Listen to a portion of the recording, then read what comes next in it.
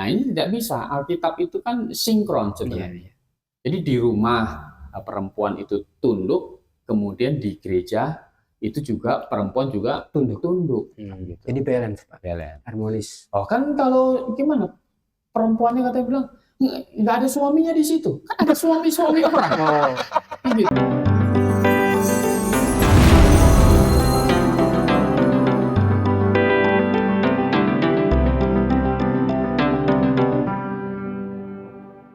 Baik, selamat malam saudara yang dikasihi Tuhan Yesus Kristus. Malam hari ini Anda bersama dengan kami kembali di sini di channel Podcast Kebenaran, di mana di channel ini kita seringkali mengupas tema-tema di dalam kekristenan sendiri, dan tentu saja ada Pak Gembala Kurnia yang akan memberikan penjelasan sesuai dengan Alkitab.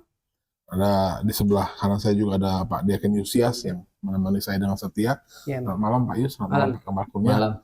Saya akan mencoba mengangkat satu tema yang saya pikir ini lumayan penting, Pak Kurnia. Tapi sekedar disclaimer bahwa sebenarnya apa yang ada di dalam video ini kami menjelaskan seturut dengan apa kata firman Tuhan. Jadi Anda boleh setuju atau mungkin Anda boleh juga tidak setuju. Tetapi kami menyarankan biarlah Anda dipimpin oleh Tuhan, dan biarlah hikmat yang ada di dalam diri Anda yang menuntun Anda kepada kebenaran. Baik, Pak Kurnia, tentang satu hal ini Pak. Sebenarnya pertanyaan ini bisa jadi menyinggung banyak orang. Tetapi demi kebenaran, kita harus menjelaskan kepada banyak orang sebenarnya bagaimana sih Alkitab mengatur tentang perihal yang satu ini.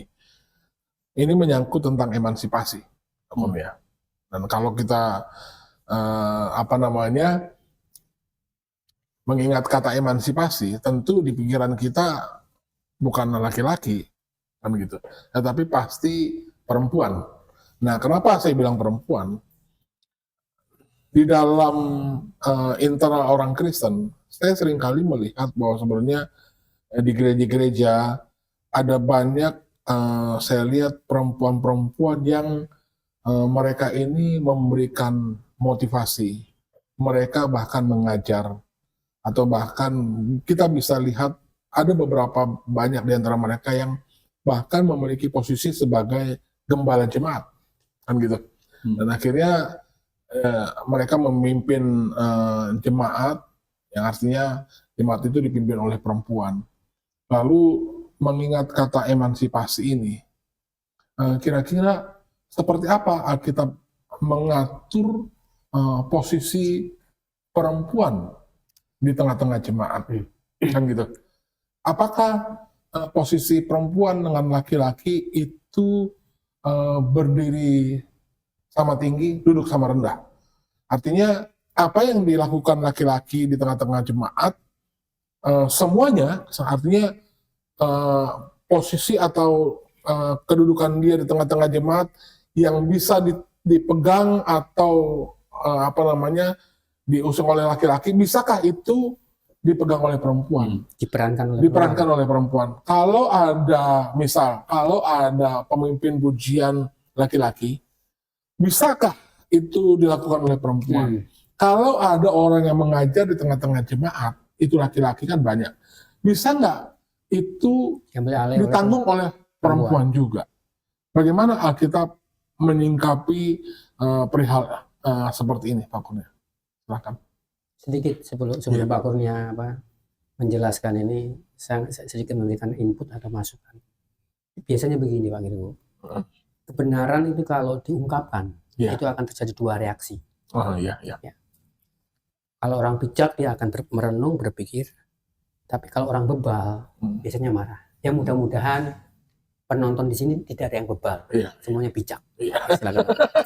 Karena memang saat kebenaran dinyatakan, memang selalu dunia ini kan ada dua respon ya, menolak atau menerima. Tapi kami berharap bahwa ini akan menjadi satu pengetahuan yang baru bagi Anda semua yang menyaksikan acara ini. Kami berharap ini akan menuntun Anda kepada kebenaran. Silakan Pak Gembala Kurnia. Ya, baik ya. Kalau saya baca kutipan ini kata-kata dari John MacArthur, itu pengkhotbah gembala sidang di satu gereja di Amerika, dia malah berkata bahwa gembala wanita atau pengkhotbah wanita itu bukti nyata dari pemberontakan gereja terhadap Alkitab. John MacArthur ya Pak? Pemberontakan gereja. Ya, John MacArthur. Ya, jadi pemberontakan gereja terhadap Alkitab. Artinya menentang kebenaran firman Tuhan. Betul. Dan sebenarnya ya pengkhotbah wanita, pendeta wanita, gembala wanita ini kan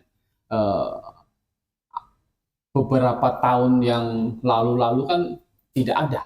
Ini kan muncul belakangan sebenarnya. Oh gitu ya Pak. Ini muncul Tapi belakangan. awal-awal tidak ada Pak. Ya, makin banyak. Maksudnya awal-awal gereja tidak ada Pak. Tidak ada. Jadi zaman waktu pertama kali gereja mula-mula tidak ada perempuan berdiri memimpin jemaat. Tidak ada.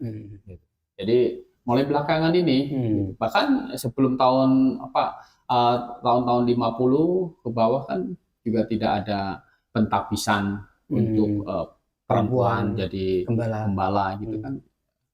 Tapi makin ke sini makin banyak begitu.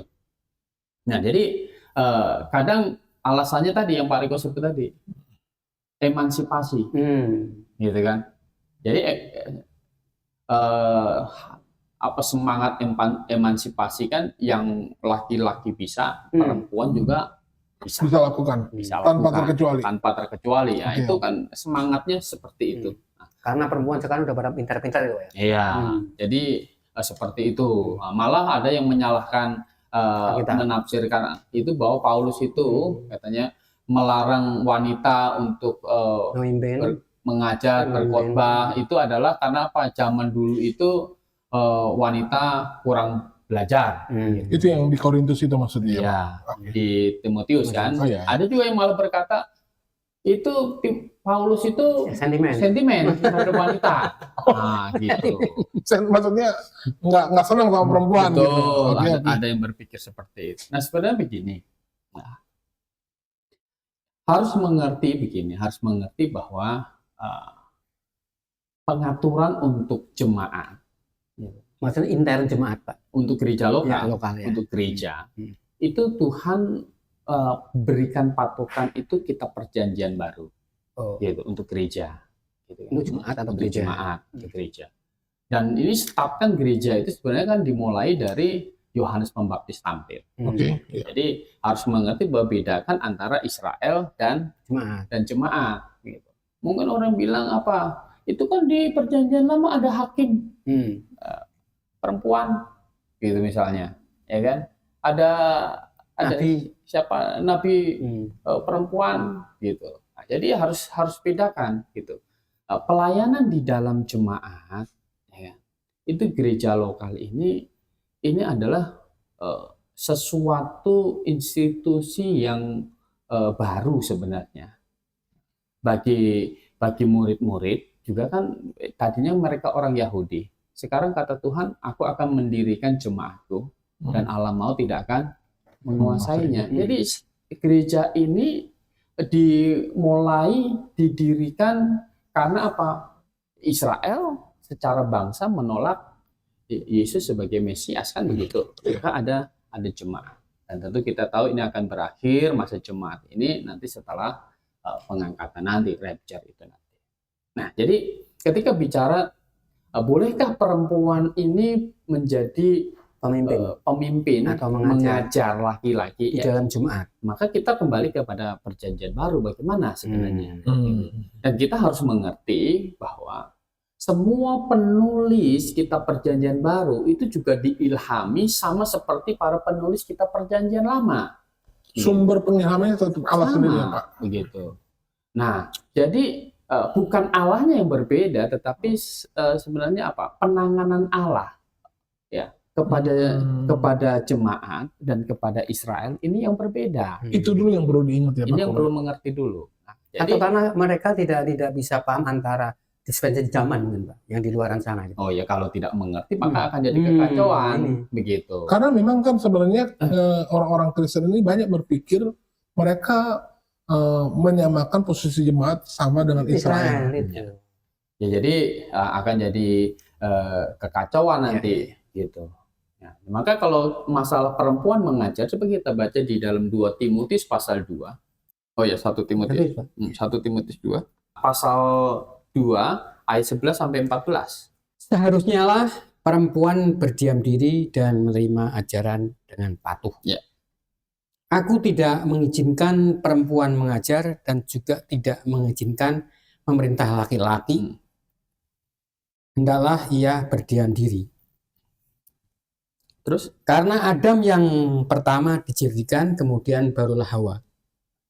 Lagi pula bukan Adam yang tergoda, melainkan perempuan itulah yang tergoda dan jatuh ke dalam dosa. Ya, jadi dari ayat ini jelas bahwa Rasul Paulus ya diilhamkan atas dorongan Roh Kudus, dia berkata tidak mengizinkan perempuan mengajar dan juga tidak mengizinkan memerintah laki-laki. Gitu. Nah, alasan di sini adalah karena Adam yang pertama dijadikan. Ini argumennya Pak ya? Ya, ini alasannya. Adam yang pertama dijadikan, jadi bukan masalah sekolah, gitu kan, bukan masalah perempuan lebih pintar dari laki-laki. Ini masalahnya ada nomor 1, Adam lebih dahulu dijadikan. Jadi, ya. Kemudian lagi di sini selain itu dikatakan bukan perempuan itu kan, jadi lagi pula bukan Adam yang tergoda. Tapi siapa? Perempuan yang itulah yang tergoda, gitu. Jadi yang bikin jatuh ke dalam dosa masuk ke dalam dunia itu adalah perempuan tergoda, gitu. Adam itu bukan tergoda, Adam itu dengan kesadaran. Maka tanggung jawab dosa itu di pundak Adam, gitu. Jadi 2 alasan ini sebenarnya kenapa perempuan tidak boleh mengajar dan memerintah laki-laki di dalam jemaat. Maksudnya perintah ini memang diberlakukan hanya di dalam jemaat. Di dalam jemaat. Berarti di luar jemaat boleh. Artinya perempuan misalkan jadi presiden. Oh boleh. Perempuan jadi manajer laki-laki. Ya, itu kan, nggak apa-apa. Kan begini. Setelah Tuhan menunda urusan dengan bangsa Israel kan, karena penolakannya begitu. Kemudian Tuhan tidak membuat bangsa lagi gitu, maksudnya bangsa Israel tandingan Israel lagi tidak, tetapi jemaat. Jadi jemaat itu sifatnya adalah kumpulan dari orang-orang yang sehati sepikir, ya percaya kepada Tuhan Yesus, dibaptis. Berarti dulu Israel ini, bangsa Israel dulu sebagai tiang kebenaran. Jadi bangsa-bangsa lain kalau mencari kebenaran kepada Israel. Nah sekarang dialihkan kepada jemaat. Yang anggotanya bisa banyak bangsa. Dan itu Tuhan buat bisa berdiri di mana saja. Gitu. Ibaratnya kalau Israel itu satu lilinnya besar, gitu kan. Nah, kalau jemaat ini supaya menjadi terang dunia itu Tuhan buat kecil-kecil. Lilin kecil-kecil ditaruh di mana? Maksud saya gini loh Pak, untuk supaya penonton mengerti batasan atau benang merah yang jelas antara di mana Tuhan mengatur jemaat dan di mana Tuhan mengatur Israel dalam posisi yang berbeda sekarang ini. Berarti kalau sananya ada perempuan yang misalkan pun dia sudah diselamatkan, artinya boleh dia jadi presiden. Oh boleh. Tetapi waktu di tengah-tengah jemaat nggak boleh memimpin apapun juga. Betul, yang mengatas tunduk di sini. Yang membawahi laki-laki. Betul. Oh gitu ya Pak. Jadi ini Tuhan bukan mengatur negara. Dan kita boleh dipimpin sama perempuan di luar. Oh boleh. Jadi ketua RT lah gitu, ketua RT boleh ya. Gitu. Jadi ini bukan peraturan pemerintahan. Gitu. Yang Tuhan atur lewat Rasul Paulus ini adalah pengaturan di dalam jemaat. Dari kumpulan jemaat. Jadi mereka yang kita yang mengaku kita percaya Yesus Kristus harus dan tunduk kepada Dia, maka kita tunduk di dalam peraturan untuk jemaat ini. Gitu. Jadi bedakan berjemaat dan bernegara atau bermasyarakat. Iya. ini kalau kita berjemaat, ini aturannya nih. Tuhan atur, memang Tuhan atur. Kenapa? Karena memang jemaat itu kan miliknya Dia. Gitu. Yesus menyebutnya itu jemaatku, tubuhku, begitu. Jadi ini hanya di dalam pertemuan-pertemuan jemaat. Nah, coba kalau kita baca lagi di 1 Korintus pasal 14 ayat 34 sampai 38. Sama seperti dalam semua jemaat orang-orang kudus, perempuan-perempuan harus berdiam diri dalam pertemuan-pertemuan jemaat, sebab mereka tidak diperbolehkan untuk berbicara. Mereka harus menundukkan diri seperti yang dikatakan juga oleh hukum Taurat. Jadi kebiasaan ini sebenarnya sudah diatur juga di dalam Taurat bahwa perempuan itu harus berdiam diri dalam pertemuan-pertemuan. Kalau di dalam bangsa Israel itu ibadah mereka. Sebenarnya berarti berlanjut ini. Oh, sebenarnya di masanya Taurat itu sendiri sebenarnya waktu orang Israel melakukan ibadah pada waktu itu ya, perempuan juga sebenarnya nggak bisa ngapa-ngapain gitu ya. Oke. Saya lanjut ya Pak. Di ayat 35 ya. Jika mereka ingin mengetahui sesuatu, baiklah mereka menanyakannya kepada suaminya di rumah. Sebab tidak sopan bagi perempuan untuk berbicara dalam pertemuan jemaat. Atau adakah firman Allah mulai dari kamu? Maksudnya perempuan ya Pak? Atau orang Korintus gitu. Kalau mereka mau berpikir, boleh gitu kan. Padahal harus tunduk juga gitu. Gitu ya Pak. Asalnya firman Tuhan itu bukan kepada bangsa lain dulu, tetapi kepada bangsa Israel kan gitu. Iya. Jadi gini, kita perjanjian baru ini melengkapi sebenarnya kita perjanjian lama. Atau hanya kepada kamu saja kah firman itu telah datang? Jika seseorang menganggap dirinya nabi atau orang yang mendapatkan karunia roh, ia harus sadar bahwa apa yang kukatakan kepadamu adalah perintah Tuhan. Iya. Jadi perkataan Tuhan Yesus itu adalah perintah Tuhan. Jadi peraturan ini sekali lagi bukan peraturan bernegara atau peraturan bermasyarakat, bukan pemerintahan sipil, tetapi peraturan bagaimana jemaat Allah itu diatur. Gitu.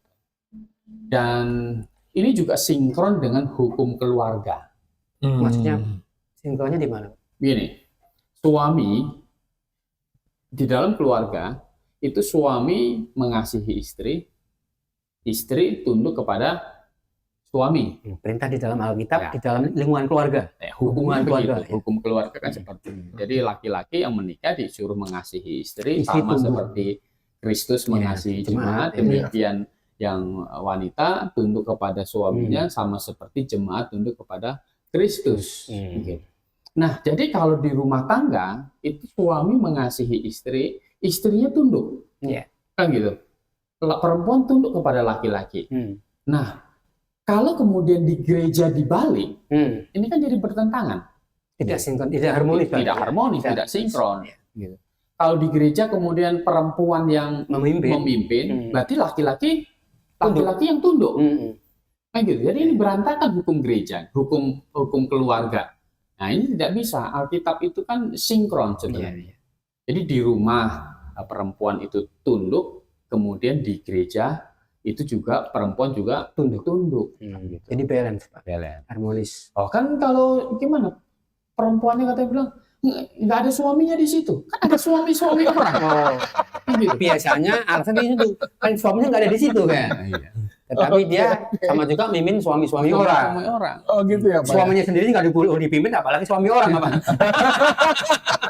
Tapi sebenarnya kalau bicara tentang hukum keluarga yang akhirnya dikaitkan kepada peraturan di tengah-tengah jemaat, sebenarnya kan keluarga itu oke lah Pak. Kita bilang kan ada banyak kondisi di mana peraturan sendiri bisa berbenturan dengan keadaan. Contoh, misalkan di waktu itu laki-lakinya nggak terlalu pintar ngomong, tapi nanti kita bahas. Nanti ada sesi kedua yang kita akan kupas ini lebih dalam lagi dan saya jamin ini akan menjadi semakin menarik. Karena kenapa? Kita akan gali terus kebenaran firman Tuhan tentang memang masalah perempuan ini di tengah-tengah jemaat. Jadi memang aturannya kan begitu. Makanya John MacArthur tadi kan berkata bahwa itu adalah bukti nyata pemberontakan gereja. Kalau dipimpin oleh wanita. Tapi ini kan terkait dengan peraturan di tengah-tengah keluarga kan gitu. Kadang-kadang keluarga ini bisa jadi berbenturan. Ini harus tunduk pastor. Ya oke pengertian. Kita akan lanjutkan lagi nanti di bagian kedua. Baik. Ya oke, selamat malam dan salam Maranatha.